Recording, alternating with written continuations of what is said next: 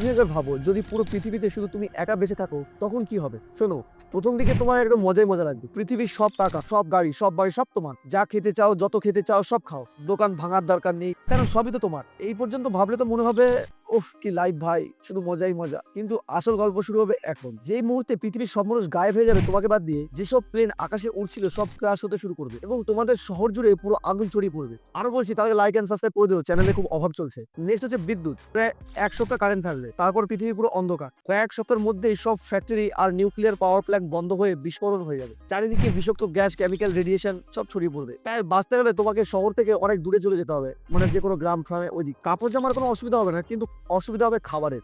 বেশিরভাগ খাবার নষ্ট হয়ে যেতে শুরু করবে, তাই তুমি হয় শিকার করবে, নয়তো প্যাকেট ফুড খাবে, যতদিন পর্যন্ত সেটা এক্সপায়ার না হয়।